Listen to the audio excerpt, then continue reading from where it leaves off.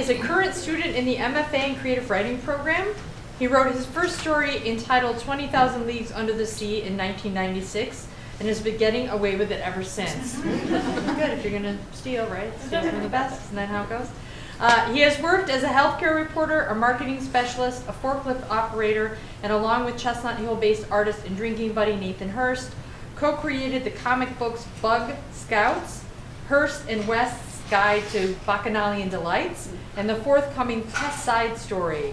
He has also published criticism various places around the internet, which will come as no surprise to anyone who has ever had the pleasure of disagreeing with him. West lives in a veritable jungle of houseplants with his long-suffering yet confoundingly supportive fiancée, Randy. Please welcome Sean West. The story is called After You, Sir. It was the sort of crisp autumn day on which one typically pictures this sort of thing occurring. The leaves, radiant amber, burnt sienna, starburst, the clouds an infinite array of grays, a few pockets scattered about letting sun shine few magnificent rays of sunlight. Hopkins crossed the courtyard and hurried up the marble steps of the Colonial Building, heading for a trifling and rather unimportant meeting on the 4th floor, but decorum dictated he put in an appearance. As he reached the heavy oak door, he noticed a man close on his heel. Thanks to his long gait, the gangly man had rapidly caught up to Hopkins, and so, being the gentlemanly sort, Hopkins held the door wide and said, "After you, sir." The gangly man shook his head. "Nonsense," he said. "After you, sir." "Oh no, couldn't possibly," Hopkins replied. The second man, removing his leather gloves gingerly, said, "You arrived first." Hopkins chuckled softly, still holding the heavy door open. "So I did. And so it is my duty and my honor to hold the door open for you, sir." He removed his top hat and swung his free arm in a grand sweep, motioning towards the Baroque lobby within. "So I'll say again, after you." He replaced his top hat atop his head at a jaunty angle. "Sir." "Oh, no, you don't," the gangly man snapped, taking a few clip paces towards Hopkins. "I beg your pardon."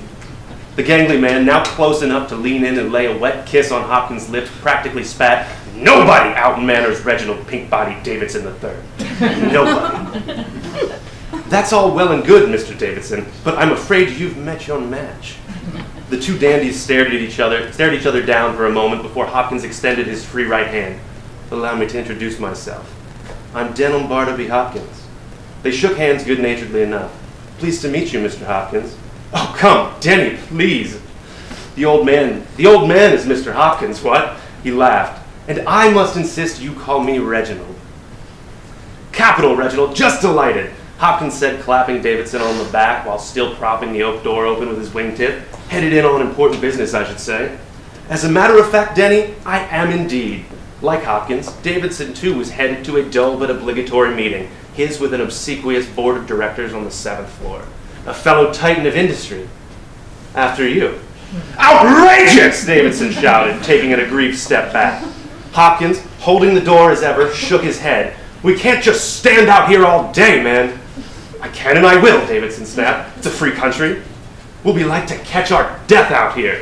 "So be it." "Fine, if you insist on being childish about it." "Good." Davidson crossed his arms in theatrical defiance. "I can't abide a childish man," said Hopkins. "Then I suggest you be on your way, sir." "Absolutely, and might I say it has been a terrible pleasure meeting you. Good day, sir." But Hopkins didn't budge, only held the door fast. A raven landed atop the lintel and watched the proceedings. Neither man moved an inch. The duo of mannerly titans battered with those courtliest of weapons, silence and stink eyes. Davidson cracked first. Well, what? Aren't you going?"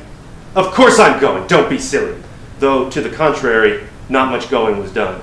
"What are you waiting for, Denny?" "I wait for you, sir." "For me?" "Yes, sir. That's why I've been holding this door open, letting the devil of a draft inside. So I say again," and again Hopkins made a grand sweep of the arm. "After you, sir."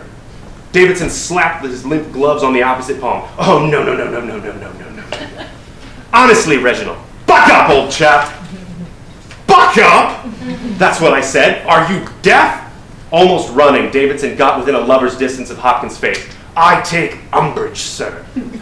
Good! I meant umbrage!" Davidson scoffed. I say! He scoffed again! I warn you, sir. Oh, you warn me. Am I to fear you, sir? This affront must be righted, Davidson said, pacing back and forth across the terrace, wagging his forefinger at Hopkins all the while. I demand an apology. An apology? You must be joking. I demand satisfaction, Davidson shouted, scaring off the raven. She took flight with a loud caw. Hopkins put the hand not holding the door on his hip. You'd have a duel then? Yes, a duel. Right, a duel it is then. Davidson looked pensive. He was silent for a moment, then turned back to Hopkins. Pistols or swords? I dare say, as the aggrieved party, the call is yours, old sport. Davidson was quiet again, deep in thought. The raven returned to her perch. Davidson lazily pantomimed a few fencing strokes before shaking his head in disgust and tossing aside the fictive blade. He next pantomimed cocking and then aiming what must have appeared to any onlookers as a rather cumbersome pistol. He seemed, after a moment, resigned to the pistol, and so said as much. Right, Hopkins said. Pistols it is. 10 paces? Fine by me. Right then, said the heavy oak door, finally interjecting himself into the feud after what must have felt an eternity of listening to the shenanigans of the duded-up would-be duelists. I'll get the pistols. The oak door unhinged himself and waddled into the lobby. His gait was rather stately, one should think, for a fellow without legs. He returned presently with a set of ornately finished flintlock pistols, which the bellman kept for situations such as this. Hopkins and Davidson each took a pistol and walked back down the marble steps and into the courtyard. In the shadow of the large maple tree at the center of the courtyard, the men stood back to back, or rather, back to back of the head, as the lanky Davidson towered over Hopkins. Gentlemen, said the oak door, has our blood cooled? Hopkins and Davidson muttered, snarled in the negative. Well then, gentlemen, good luck and Godspeed. Let us begin. The duelists began their paces. As anyone who has fought a duel can attest, those paces are each their own eternity. One's life is played out, lived over once more with each step. Hopkins relived his day's rowing crew, meeting his first love at the Liberty Club social and stammering like an idiot to introduce himself, attending his mother's funeral and getting rip-roaring drunk afterwards with his Uncle Seamus. Davidson was wading through the jungles of South America once more, stalking game in deepest Africa, shucking oysters in a darkened bar, all with Virgil Hawthorne, his right hand, and secret love, dead and gone from Spanish influenza these past 12 years. At 10, they turned. A gambler would likely consider the odds against a man facing west in an afternoon duel, but Hopkins' shot went wide, rendering the sun shining in his opponent's eyes quite moved.